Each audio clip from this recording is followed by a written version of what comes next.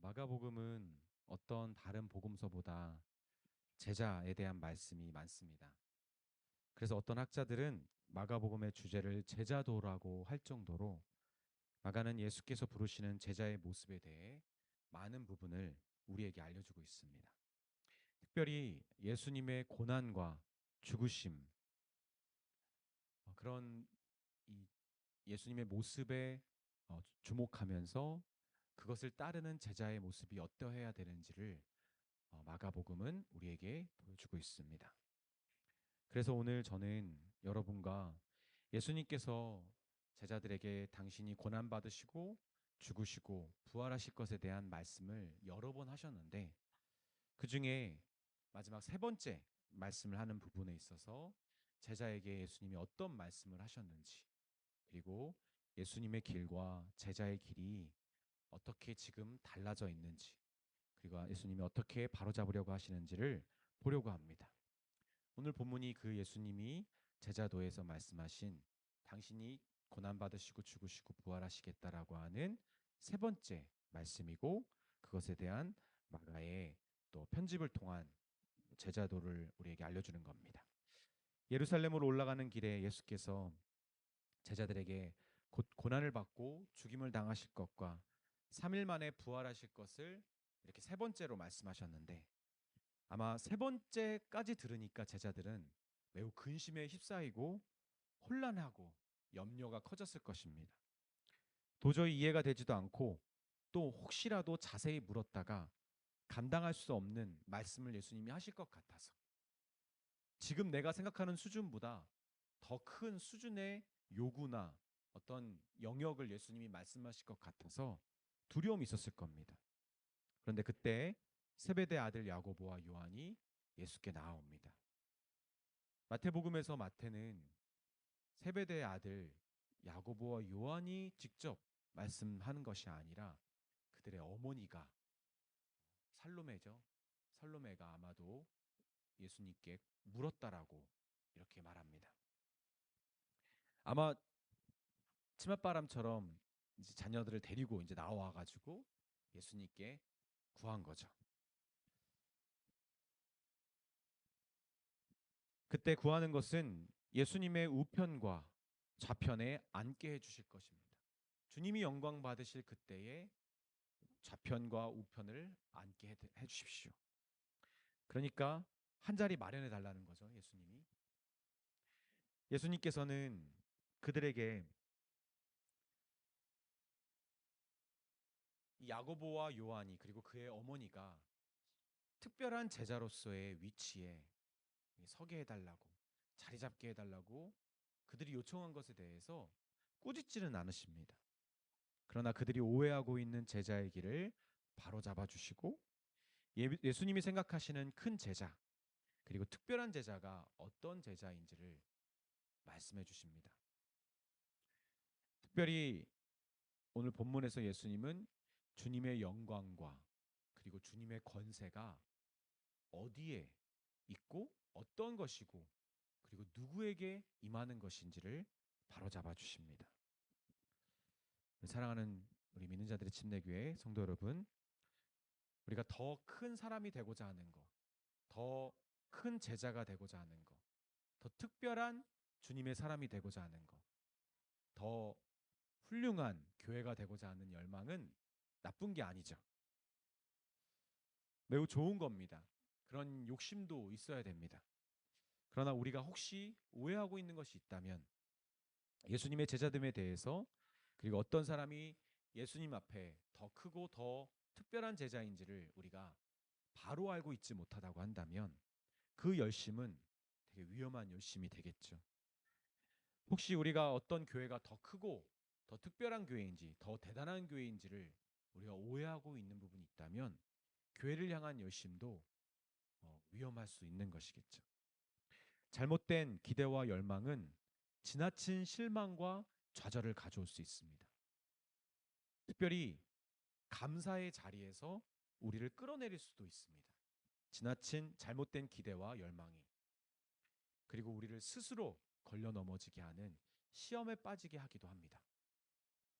그래서 저는 오늘 말씀을 통해 먼저는 나 자신이 예수님의 제자로서 지난주에 이어서 내가 어떤 제자여야 되는지를 돌아보고, 그리고 나의 제자됨 뿐만 아니라 우리의 교회됨이 어떤 교회됨으로 제자의 길을 걸어갈 수 있는지, 제자교회가 될 수 있는지를 우리가 깨닫는 은혜가 있었으면 좋겠습니다.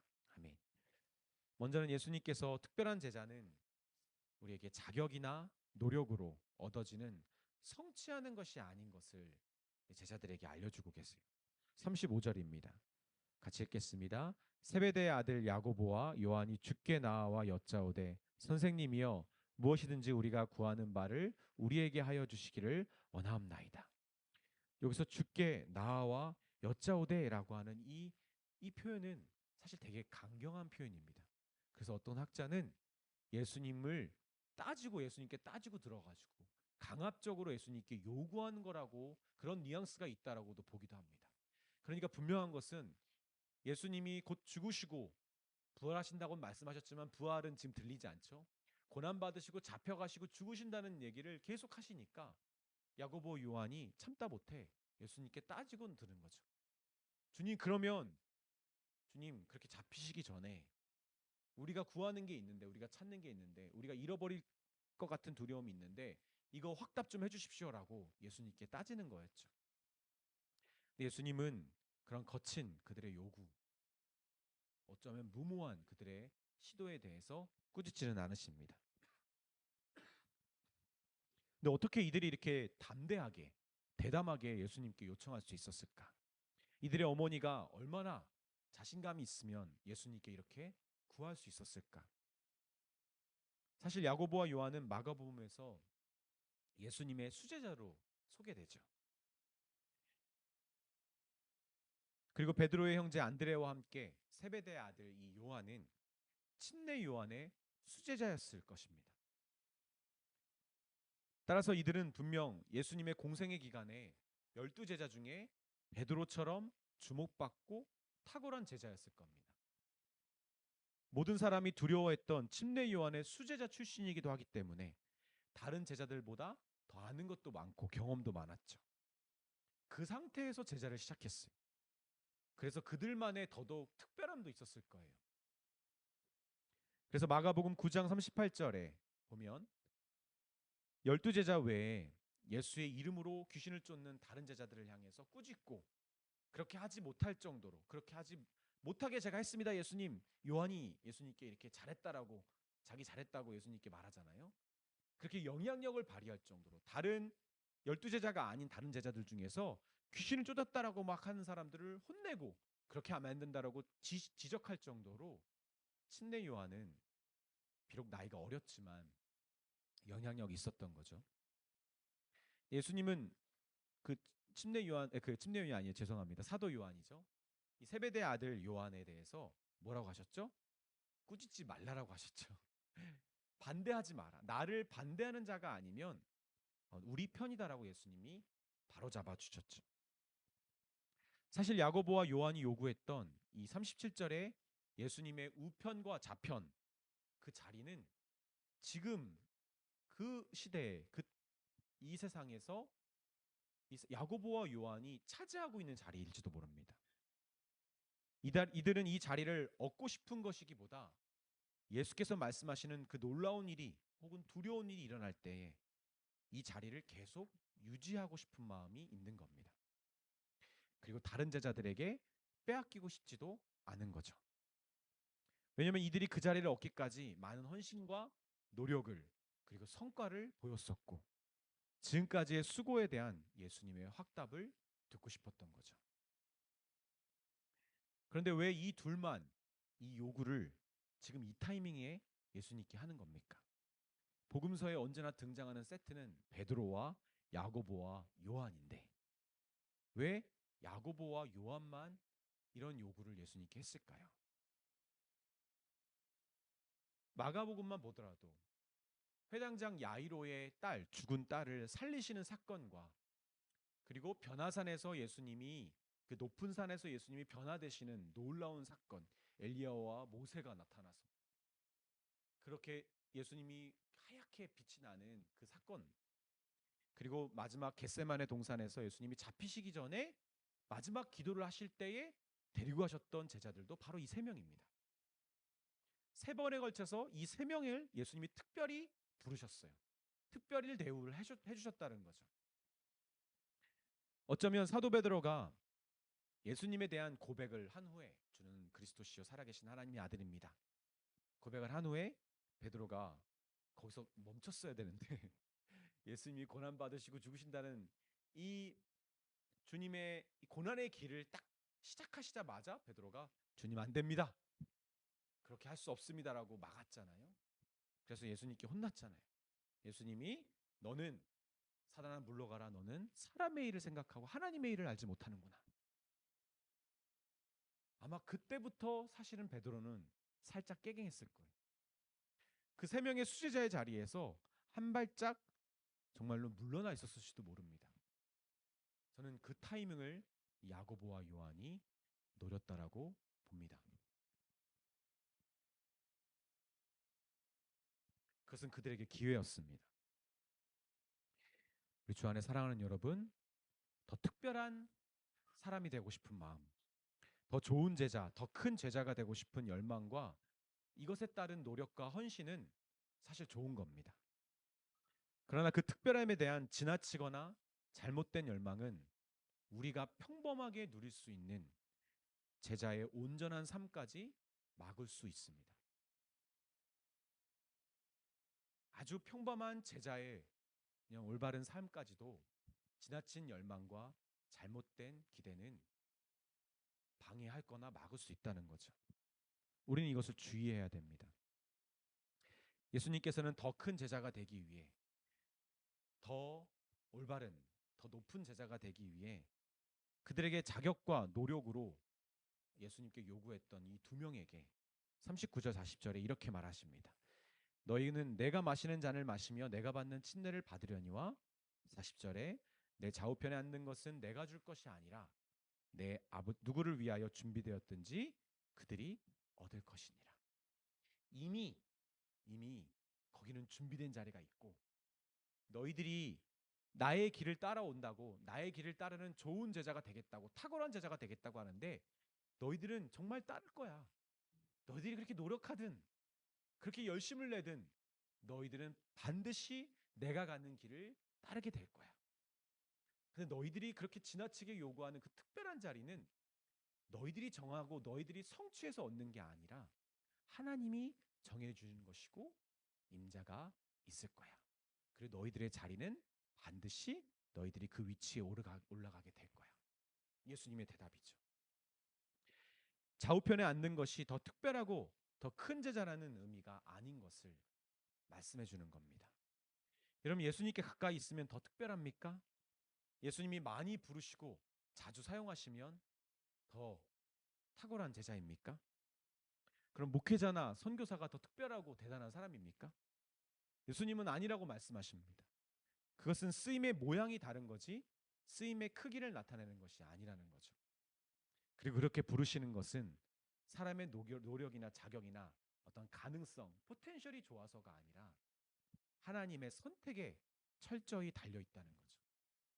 그러니까 내가 수제자로 불린다 하더라도 그것은 나로 인함이 아니라 하나님의 선택이기 때문에 그것에 대해서 내가 우쭐할 수도 없고 내가 얻은 의가 아닌 것을 알아야 된다는 거죠.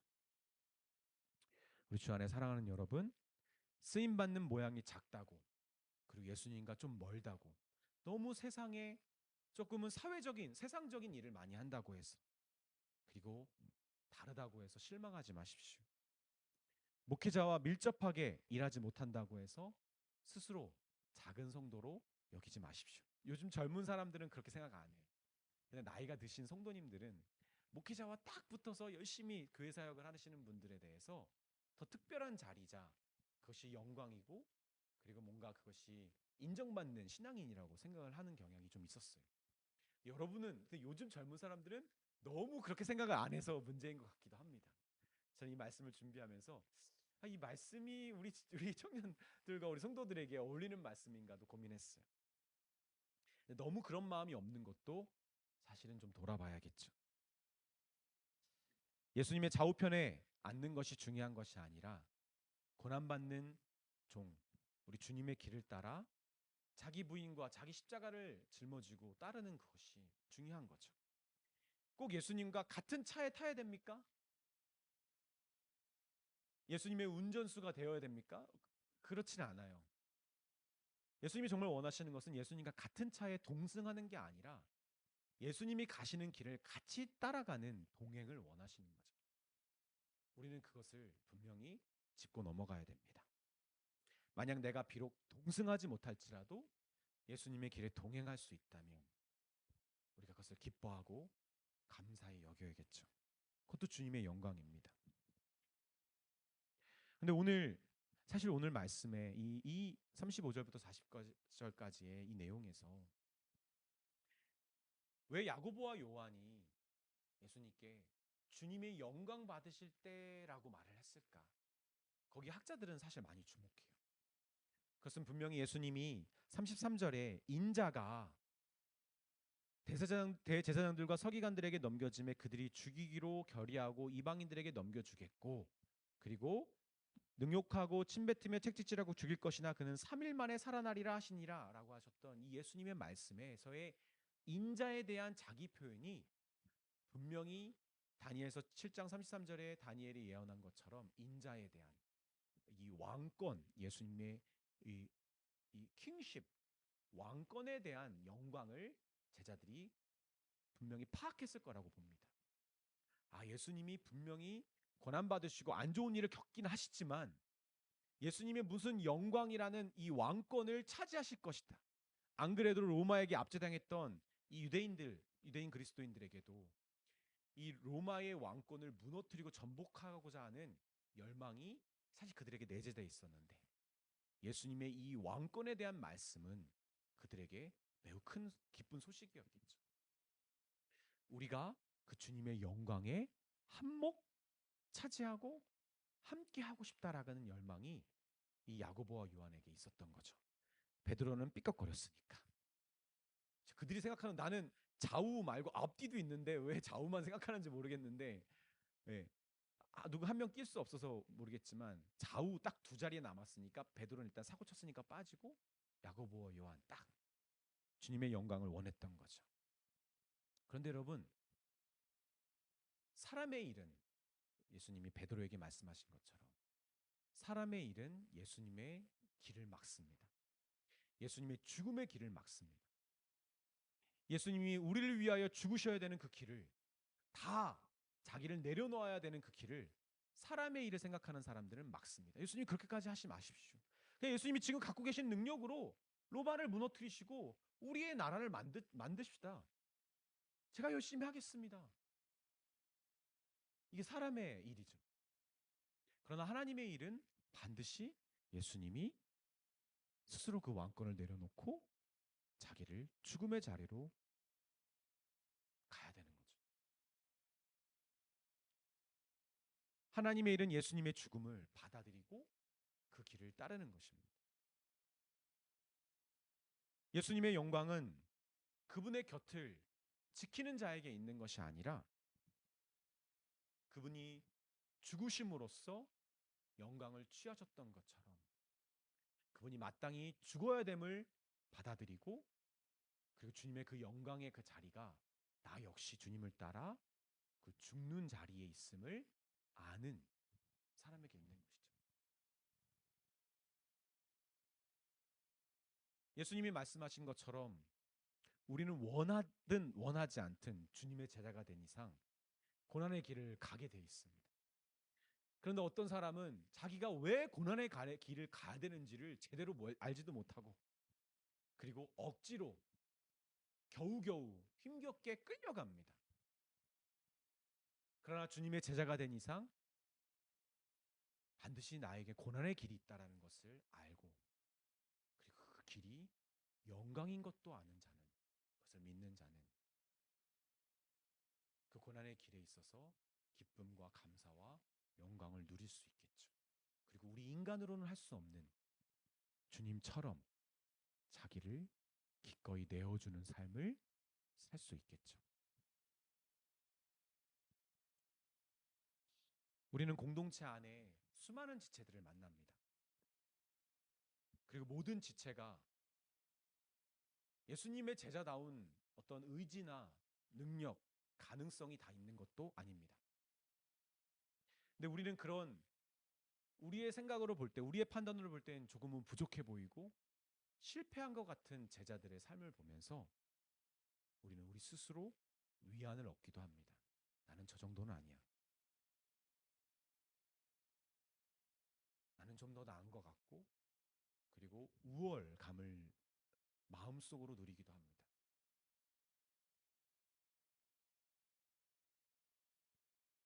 그리고 그가 겪는 어려움과 고난을 함부로 그 사람의 죄와 그 사람의 연약함 때문일 거라고 판단하기도 하죠. 근데 여러분, 우리는 다 같은 길을 걷는 자들입니다. 같은 길을 걷기 때문에 그 주님을 따르는 그 길이 고난의 길인 것을 다 같이 알고 우리의 능력과 자격으로 할 수 없다는 것도 알고 이것은 우리가 제자 되는 순간부터 주어진 것이며 정해진 것이며 이것이 비록 사람의 눈에는 어리석고 받아들일 수 없는 길이지만 하나님의 시선에서는 영광의 길인 것을 우리는 압니다. 그러니까 잘하든 잘하지 못하든 그 사람은 주님의 길 위에 있고 그 사람은 그 길의 위에 있기 때문에 주님의 영광의 자리에 있는 것입니다. 우리가 그것을 알아야 되죠. 그래서 우리에게 중요한 것은 내가 얼마나 잘 따르는 제자인가를 집착하는 그런 퍼포먼스가 아니라 내가 지금 주님의 길 위에 있다라는 것. 이것은 주어진 거라는 것. 그것을 믿고 순종하는 obedience, 순종입니다. 억지로 순종하는 것 아니라 기꺼이 기쁨으로 순종하는 것. 우리는 그것에 집중해야 됩니다. 그러니까 퍼포먼스가 아니라 obedience에 집중하면 잘 안 되는 제자들, 연약한 제자들, 실패한 제자들에 대한 우리의 시선이 달라집니다.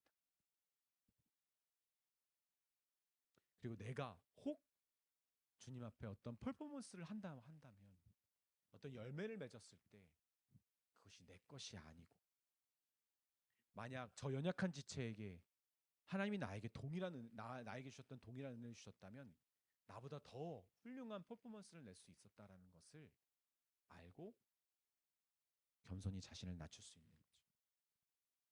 얼마 전에 경배 형제와 여러 가지 이야기를 나누다가 제가 하나님께 작년에 받았던 은혜를 나눴었어요. 저는 사실 제가 되게 겸손한 사람이라고 착각을 많이 했습니다. 예전에 임선도 목사님이 제가 비전교회 온 지 얼마 안 됐을 때 충주 지방회를 이렇게 저랑 같이 다니시면서 그 차에서 그 국원고등학교를 지나가는 그 차에 딱 그 자리 그 장면 아직도 기억나요. 그래서 예수님이 아니 임선도 목사님이 저에게 말씀하셨어요. 김현우 전사, 난 지방의 자리가 참 힘들어. 우리가 큰 교회이기도 하고 임선도 목사님이 되게 영향력 있고 되게 은혜로운 목회를 하시는 게 다 충주지방에 소문났기 때문에. 근데 다 목사님의 선배들이거든요. 충주지방의 목사님들이. 그 안에서 겸손히 섬겨야 되는 게 섬기려는 정말 많이 노력하고 있다. 그런데 내가 이렇게 겸손하려고 노력하는 내 자신이 교만한 것 같아서 힘들다고 목사님이 고백하셨어요. 저에게. 저는 그게 참 큰 감동이 있었어요. 근데 제가 그 목사님의 말이 생각났던 게 작년에 제가 개척을 한 후부터 이 개척 후 이후에 우리 교회 목회가 쉬울 거라고 생각하지도 않았고 잘 힘들 거라고도 생각했지만 적어도 성도들은 힘들어할지 몰라도 나는 힘들어하지 않을 거야라고 생각했어. 왜냐면 저는 지난 5년 동안 나름 사역의 생활에서 성공했던 사람이거든. 자세히 보면 사실 되게 문제 많았는데 하나님이 덮어주신 거죠. 근데 제 주변에 그 부서약자 생활을 저만큼 잘하고 성공적으로 칭찬받으며 인정받으며 한 사람이 거의 없거든요. 그래서 부사역자 생활을 실패한 사역자들을 보면서 그 사람들이 뭐 개척을 준비하거나 어떤 또 다른 사역을 준비하려고 할 때 제 마음 한구석에 괜찮을까? 가능할까라는 교만이 제 안에 있었어요.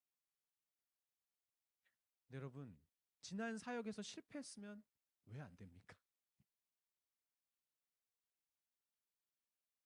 지난 삶에서 하나님을 제대로 못 섬겼으면 지금은 또 왜 안 됩니까? 꼭 지난해 성공해야만 이번에 성공할 수 있는 것이고, 지난해 잘했던 사람이 여기서도 또 잘하는 것이 은혜이고 복음입니까? 아니요, 그거 복음 아니에요.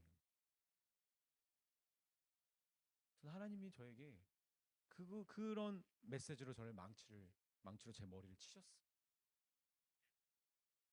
물론 도움은 될 수 있겠죠. 뭐 자신감을 얻을 수 있고, 워낙 이 세계가 좁기 때문에 그런 사람들이 인정해주는 그런 유리한 점은 있습니다. 그러나 지금 나의 목회, 지금 나의 자리에서 과거의 실패와 성공이 이것이 주님의 길이고 주님의 사역이라고 한다면 저는 조금도 영향을 미칠 수 없다고 생각합니다. 지금 순종하면 됩니다. 지금 이 자리가 하나님이 나에게 정해주신 자리인 것을 믿고 이 자리에서 순종하는 것이 주님이 말씀하시는 진짜 제자의 삶입니다. 저는 우리 믿는 자들의 침례교회 우리 성도 여러분이 과거의 성공에 여러분 스스로를 세우지 않았으면 좋겠습니다. 과거의 실패에 여러분 스스로를 낮추지 않았으면 좋겠습니다. 지금 내가 주님의 음성에 주님의 길에 동행하고 있는 이 자리에서 내가 순종하는가에 거기에 집중하십시오. 그것이 주님의 제자의 올바른 태도입니다. 두 번째로 예수님은 주님의 권세가 다스리는 것이 아니라 섬김과 내어줌, 자기를 내어줌에 있음을 우리에게 말씀해 주십니다. 제자들은 야고보와 요한이 예수님께 나아가서 이것을 요구했다는 사실을 알고 분개했죠. 왜 분개했을까요? 아니 어떻게 예수님께 그렇게 좋은 말씀을 배우고 예수님이 하나님의 아들이신 것을 같이 고백해놓고 어떻게 그런 인간적인 열망과 자리를 예수님께 구할 수 있느냐? 그건 잘못된 태도다. 여러분 이것 때문에 분개했나요? 아니죠. 내가 먼저 말했어야 되는데 니네가 선수를 쳤구나. 그러면 정말 어린아이 같은 마음 있잖아요. 먼저 말해야 자질을 차지할 것 같은 그런 마음. 내가 선수 쳤어야 되는데 내가 우선권을 차지했어야 되는데. 저희는 지난 겨울, 이제 겨울이 다 지나갔잖아요. 지난 겨울을 하나님의 은혜로 잘 따뜻하게 보냈지만 우리를 하나님의 은혜만큼 물론 그거는 비교는 안 되지만 우리를 겨울을 잘 보내게 해주실 수 있었던 것은 이런 온수팩이었어요. 온수팩. 따뜻한 온수팩. 이게 전기력 데펴가지고 따뜻해지는 건데 근데 이게 하나밖에 없으니까 아침에 이제 아이들을 깨우고 아이들이 일어날 수 있게 깨운 다음에 그 온수팩을 제가 데피는데 이거를 먼저 차지하려고 애들이 싸우는 거예요. 내가 근데 제일 먼저 하는 게 뭔지 아세요? 실제로 가서 잡는 게 아니라 내가 그거 할래라고 딱 먼저 얘기하는 거예요. 우스꽝스럽죠. 어린아이니까 그런 거. 사실은 여러분 사람이 잘못된 열망과 잘못된 생각에 사로잡히면 이런 우스꽝스러운 모습들도 나옵니다. 어린아이처럼. 근데 제자들이 딱 그랬어요. 그들이 화를 냈던 건 그동안 배웠던 제자들을 잘못 알아서가 아니라 자기들이 꼭 말하고 싶었던 것을 그들이 먼저 말했기 때문입니다. 그들은 다 똑같았어요. 그러나 예수님은 더 크고 특별한 제자는 무언가를 차지하고 누리는 자가 아니라 섬기는 자임을 분명히 가르쳐 주십니다. 42절부터 44절까지 함께 읽겠습니다. 시작.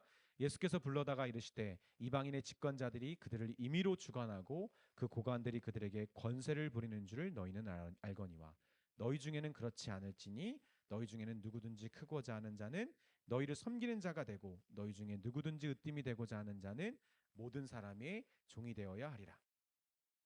야고보와 요한은 예수님의 고난과 죽으심이 끝이 아니라 분명히 영광스러운 무언가가 있다는 것을 감지했던 제자들이에요. 그러니까 이렇게 먼저 선수칠 수 있는 거예요. 여러분, 지나친 열망과 잘못된 기대를 갖고 있는 그런 신앙인들은 여러분 노력하는 사람들입니다. 오히려 예수님의 말씀에 더 귀 기울이기도 하는 사람들입니다. 그러나 이것은 예수님의 말씀, 그러니까 고난과 죽음을 당하시고 부활하신다는 말씀을 그들이 임의대로 선택적으로 받아들이는 것입니다. 그런 결과예요. 예수님은 3번이나 똑같이 말씀하셨어요. 고난과 죽으심이 있지만 부활이 있다라는 거. 그럼 사실 얘네들이 이 제자분들이 얘네들이 하면 안 되죠. 이분들이 집중해야 되는 건 뭐죠? 고난, 죽으심, 부활 이 셋 중에 그들이 집중해야 되는 건 뭡니까? 뭐죠? 부활? 3개 다죠. 3개 다 집중해야 되겠죠. 그러나 이들은 듣고 싶은 대로 그리고 철저히 인간적인 일을 비추어서 예수님의 말씀을 받아들인 거죠. 그들은 누구보다 예수님의 길을 잘 안다고 생각했고 그들 스스로 많은 헌신과 수고를 함께 했기 때문에 더더욱더 자신들은 큰 제자의 자격이 된다고 생각했습니다. 남들은 이게 도대체 무슨 말이야 라고 헤매고 있는데 야고보 요한은 딱 눈빛을 딱 바라보고 영광이 있어. 그 인자 다니엘 7장 33절 예수님이 바로 이 말씀을 하신 거야. 우리가 이것을 차지하자. 딱 눈빛을 딱 주고받고 바로 예수님을 찾아간 거죠. 엄마를 선택해서. 우리가 좀 말하기 뻘쭘하니까 엄마가 대신 말해주면 안 될까? 엄마도 예수님 엄마랑 또 알잖아. 친척 아니. 여러분 그 마음에 자기들이 깨달았다고 생각했겠죠. 이거다라고 생각했을 것입니다. 그러나 그들은 예수님의 말씀을 듣고 싶은 대로 들었고 다른 제자들도 사실은 마찬가지였죠. 이에 대해서 예수님은 당신의 더 크고 당신이 특별하게 여기는 제자에 대해서 제자됨에 대해서 가르쳐 주시는데 섬기는 제자죠. 그러니까 예수님이 인정하시는 특별한 제자됨은 예수님의 섬기는 종의 길을 따르는 그런 제자입니다. 이것을 The Way of Servantship이라고 합니다. 예수님의 종되심을 따르는 길. 제자들에게 큰 자는 다스리는 자라는 고정관념이 사실 있었죠. 예수님이 그것을 지적해 주시는 거예요. 그래서 예수님은 고관들과 집권자들을 말씀하시면서 그들이 권세를 부리는 거다라고 말하죠. 권세는 부리는 거, 다스리는 거, 그렇죠. 이끄는 거, 영향력을 발휘하는 거라고 생각하고 있는 거죠. 그것이 일반적인 사람들의 생각이었습니다. 근데 여러분 우리도 마찬가지죠. 크고 특별하다는 것에 대해서 권세를 잡은 자, 다스리는 위치에 올라온 거라는 생각이 우리에게도 있습니다. 이것은 충분히 납득될 만한 말입니다. 세상의 원리가 그렇죠. 우리가 살고 있는 이 세상의 원리가 바로 그런 원리로 살아갑니다. 이 세상은 42절의 예수님의 말씀처럼 자신들의 임의로 주관하기를 원하고 그런 삶이 참 자유인의 삶이고 권세 있는 삶이라고 말씀하시죠. 자기가 주인 행세를 하면서 그 권위와 특권, 영향력을 누리는 그런 삶이 바로 큰 자의 삶이죠. 여러분 우리는 왜 돈이 필요합니까? 왜 우리 건물이 필요합니까? 왜 우리 집이 필요합니까? 왜 좋은 직장이 필요합니까? 왜 좋은 배경이 있는 배우자 필요합니까? 내 마음대로 살고 싶거든요. 거침없이 내가 섬기고 싶을 땐 섬기고 내가 누리고 싶을 때는 누릴 수 있는 선택적인 삶. 다른 어떤 환경과 모어에 구애받지 않고 내가 정말 주님을 진심으로 섬기고 싶으면 그때 마음껏 섬길 수 있도록 되게 좋아 보이죠? 때로는 너무 주님을 위해 수고한 내가 때로는 너무 위로받고 싶을 때는 또 마음껏 위로받을 수 있도록, 그래서 이 위로받음을 통해서 더 주님을 더 기쁘게 섬길 수 있는 그 참 자유로운 삶, 멋지죠? 섬기시고 싶을 때는 정말 어려운 교회, 힘든 성도들도 도울 수 있는 영향력 있고 힘이 있는 교회, 맨날 월세에 쪼들려가지고 전기값 하나 낼 돈에 빡빡해가지고 힘들어하는 교회가 아니라 여유가 있어서 누군가를 도울 수 있는 교회. 이런 우리도 이런 세상 원리에 사실은 영향을 받고 있죠. 그러나 어떤 목사님의 말처럼, 이 목사님은 최찬신 목사님이 설교 때 하셨던 말씀이었어요. 예수님께서 크고 특별하다고 여기시는 제자는 다른 나라의 왕이 아니라 주님의 나라의 종입니다. 그렇죠? 우리는 왕이 되고 싶어 하나 주님이 원하시는 제자는 왕과 같은 자가 아니라 주님 나라의 종입니다. 주님의 제자인 우리에게는 이런 원리는 맞지 않습니다. 통하지도 않아요. 하나님 나라의 원리는 예수님께서 말씀하신 것처럼 섬기는 자가 큰 자입니다. 그래서 서번트십, 이 제자, 종의 삶의 가장 중요한 원리는 뭐냐면 모시는 주인이 있는 거예요. 항상 주인을 의식하고 내 마음대로 하려고 하지 않고 주인이 말씀하시는 대로 귀담아 듣고 그것을 따라 행하려고 하는 태도. 항상 나의 삶에 내가 주인이 아니라 진짜 주인이 계심을 의식하는 삶이 제자의 삶입니다. 자기가 원하고 자기 입맛에 맞고 자기가 하고 싶은 만큼 하는 섬김은 아무런 의미가 없습니다. 주인이 원하는 것을 하는 것, 주인이 바라는 방법과 분량대로 하는 게 진짜 서번트십에 따르는 제자의 모습입니다. 여러분, 우리는 사람의 종이 아니에요. 그렇죠? 그러나 바울이 고백한 것처럼 우리는 복음을 전할 때 우리를 전하는 것이 아니라 우리 주 그리스도 예수의 주 되신 것과 그리고 예수를 위하여 우리가 너희의 종된 것을 전파함이라. 우리는 진짜 주인이신 예수님 때문에 내가 지금 경배 형제에게 종이 아닌데도 불구하고, 무슨 목회자가 종입니까? 목회자가 성도를 가르치고 이끌고 때로는 훈계하고 나를 따라오라 이렇게 해야지, 이런 리더십을 발휘해야지. 아니요.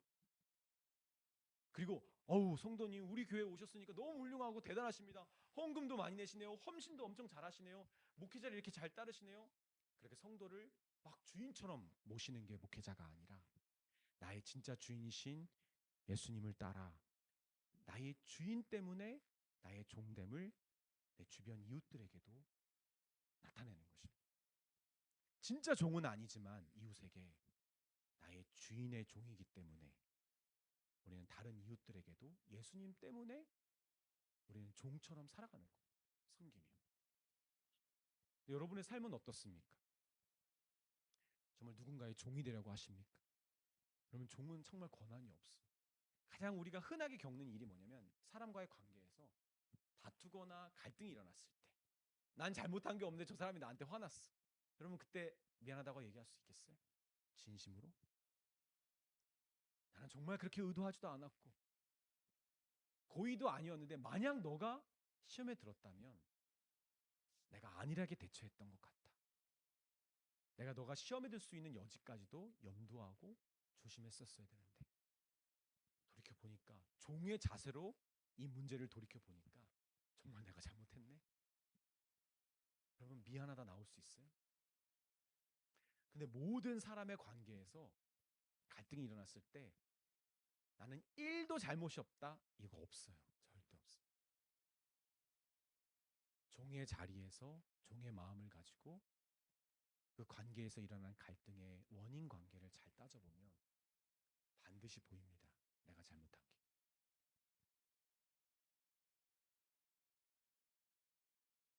그것을 인정하는 태도죠. 우리 주 안에 사랑하는 성도 여러분, 하나님의 구원 사역에는 항상 누군가의 종된 섬김이 뒤따른다는 것을 아십니까? 그 누군가가 누구죠? 예수님의 종된 섬김입니다. 우리 45절 우리 같이 읽겠습니다. 인자가 온 것은 섬김을 받으려 함이 아니라 도리어 섬기려 하고 자기 목숨을 많은 사람의 대속물로 주려 함이니라. 예수께서 우리에게 종으로서 자기를 비워 자기를 내어주지 않으셨다면 우리에게 구원은 없었습니다. 로마서 5장 8절 우리 같이 읽을까요? 시작. 우리가 아직 죄인 되었을 때 그리스도께서 우리를 위하여 죽으심으로 하나님께서 우리에 대한 자기 사랑을 확증하셨느니라. 갈라디아서 2장 20절 이제 내가 육체 가운데 사는 것은 나를 사랑하사 나를 위하여 자기 자신을 버리신 하나님의 아들을 믿는 믿음 안에서 사는 것이라. 여러분, 누군가가 종이 되어서 자기를 내어주지 않으면 생명이 일어나지 않아요. 우리는 예수님이 자기를 내어주셨기 때문에 종이 되실 수 없는 그분이 하나님 때문에 우리를 위하여 자기를 종으로서 섬김으로 내가 새 생명을 얻었다는 것을 알 뿐만 아니라 나 역시 만약 내가 누군가에게 주님 때문에 종이 되어주고 내어주려고 하지 않는다면 이곳에서 생명이 일어날 수 없음을 아는 자입니다. 우리는 그것을 다 알아야 됩니다. 그래서 예수께서 특별하게 여기시는 제자는 다른 제자가 아니라 자기 자신을 주님 때문에 주님의 종으로 그런 섬김의 종의 사역에 자기를 내어주는 순종하는 제자입니다. 우리 교회는 선교 사역뿐만 아니라 온 성도들이 같이 복음을 전하고 삶의 자리에서 이웃들에게 내가 예수님 때문에 당신을 위하여 그리고 이 공동체를 위해서 종의 마음으로 섬깁니다. 우리 이것을 순종해야 될 사람들입니다. 딱 눈에 보이는 선교의 일뿐만 아닙니다. 그리고 우리가 그런 교회로서 우리만의 견고한 어떤 이렇게 교회의 집이 세워져 갈 때 그 견고해진 것을 가지고 우리 자신을 위해 쓰는 것이 아니라 또 다른 섬김과 이 견고함으로 할 수 있는 우리 이 사역을 위해서 우리 교회를 내어주려고 하는 그런 교회가 되어야 합니다. 아낌없이 막 우리가 이제 우리 건물을 장만했는데 우리가 사실은 우리가 교회 헌금이라든지 교회 사역이 너무 풍성해서 이 건물 없이도 얼마든지 우리는 지금의 사역을 유지할 수 있는 그런 우리의 모습이 있다고 한다면 아니 그러지 않다 할지라도 만약 주님이 저 교회를 위해 이 교회를 내어주라 한다면 그럼 우리 짐 싸야 되지 않겠습니까? 지금 미국 교회가 그런 상황이 많아요. 미국 교회는 엄청 고령화되어 있고 젊은 사람들이 다 떠나가서 할머니 할아버지들만 많이 가득해요. 근데 문제는 할머니 할아버지들은 이제 소천하시니까 숫자가 정말 현저하게 줄어들었는데 땅은 막 수천 평 수만 평이고 교육관도 있고 체육관은 아니지만 어쨌든 예배당도 잘 꾸며져 있고 근데 지금 이 예배를 드리고 있는 이 교회를 제대로 사용하고 있는 사람들은 한국 사람들이 수백 명 막 모여서 예배드리고 그러니까 한국 사람들에게 교회를 1달러에 내어주고 저희 교회가 그랬어요. 1달러에 교회를 내어줬어. 근데 이제 한국 사람들이 막 수십 년간 이제 한국 한인 교회를 많이 해왔는데 이제 한인 사람들도 다 떠나가고 있어. 점점 젊은 사람들. 지금 이 교회 건물을 채우는 사람들은 네팔이나든지 예전에 난민이었다가 미국에 왔던 사람들 뭐 이런 사람들 막 모이면 이런 공간에 막 수백 명이 막 들어와가지고 예배를 드리고 있어. 여러분 이들에게 교회를 내어줘야 됩니다. 근데 우리 한국 교회는 우리 조국 교회는 누군가의 내어줌을 받는 것은 잘했는데 이것을 받아서 이제 또 우리가 내어주는 일에 있어서는 되게 초보적이에요. 어떻게 할 수 있냐고요? 제가 큰 교회들 중에서 되게 건강한 교회가 그 근방의 외국인 사역을 어떻게 하는지를 다 봤어요.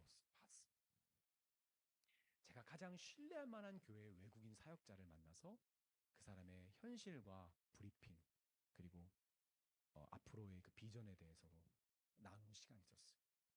그렇게 건강하고 자기를 내어줄 것 같은 교회도 냄새나고 어울리기가 힘든 외국인들에게 자기의 중요한 공간을 내어주기를 꺼려합니다.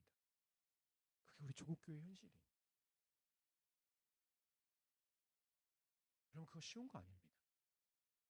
나의 작은 삶의 자리에서 내 가까운 이웃들에게 자기를 내어주고 종으로 섬기려는 그런 삶을 조금씩 조금씩 살아가지 않으면 어쩌면 우리의 공든탑과 같은 이 건물 전체를, 우리의 가장 소중한 것들을 내어준다는 것은 저는 불가능하다고 생각합니다.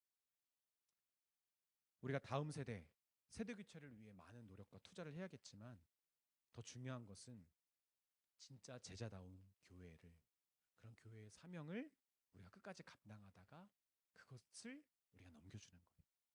건물을 넘겨주는 게 아니라, 교회 재정을 넘겨주는 게 아니라, 무슨 교회 전통을 남겨주는 게 아니라 진짜 제자다운 교회의 사명을 우리가 잘 완수하다가 그것을 그대로 넘겨주는 거죠. 그렇게 섬기는 교회에, 자기를 내어주는 교회에서 진짜 생명이 일어나고요. 그런 교회는 주님이 책임집니다. 우리가 책임지는 게 아니라. 우리 주 안에 사랑하는 우리 믿는 자들의 침례교회 성도 여러분, 주님의 권세는 다스리고 뭔가 영향력을 발휘하는 데 있는 것이 아닙니다. 주님의 권세는 주님의 주대심을 따라 우리의 종된 로드십을 따라 서번트십을 우리가 이 땅에서 살아가는 것이 진짜 주님의 권세 있는 자의 모습입니다. 우리가 주님 앞에 영광과 권세를 누리는 이 땅에서의 주님의 제자로 살아가려고 소망한다면 우리가 주님이 우리에게 알려주시는 이 제자됨을 바로 잡아야 될 것 같습니다. 세베대 아들 그리고 예수님의 수제자였던 야고보와 요한은 예수님의 수제자의 자리를 끝까지 지키고 싶었어요. 더 특별한 제자가 되고 싶었습니다. 하지만 예수님께서는 당신의 우편과 좌편의 자리는 사람이 성취하는 것이 아니라 하나님이 정해주는 것이며, 그리고 예수님과 같은 차를 타는 동승이 중요한 게 아니라 같은 길을 가는 동행이 중요한 거라고 말씀해 주십니다. 자리가 특별하거나 큰 것이 아니라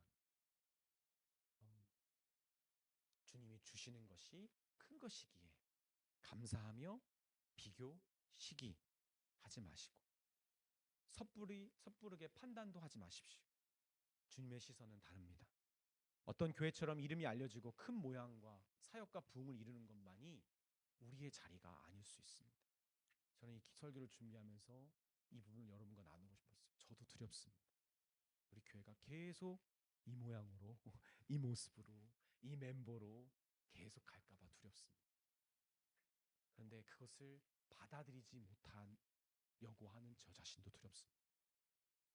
그것이 마치 잘못된 것 마냥, 그것이 뭔가 실패한 것 마냥, 부족한 것 마냥 여기려고 하는 저의 믿음 없음도 두렵습니다. 예수님의 차를 담는 것이 아니라 예수님이 가는 길을 따르고 그것에 감사하고 순종하는 저 여러분이 되기를 원하고, 또 그런 우리 교회가 되었으면 좋겠습니다.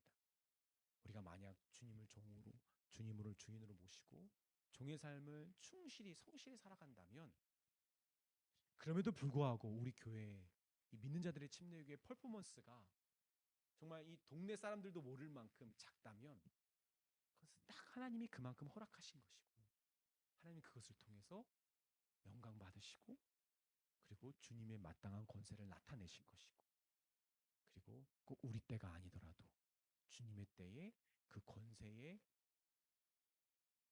열매를 맺어 나가실 것입니다. 우리가 이것을 믿고 순종하는 주님의 참 제자요, 참 제자들의 교회 되었으면 좋겠습니다.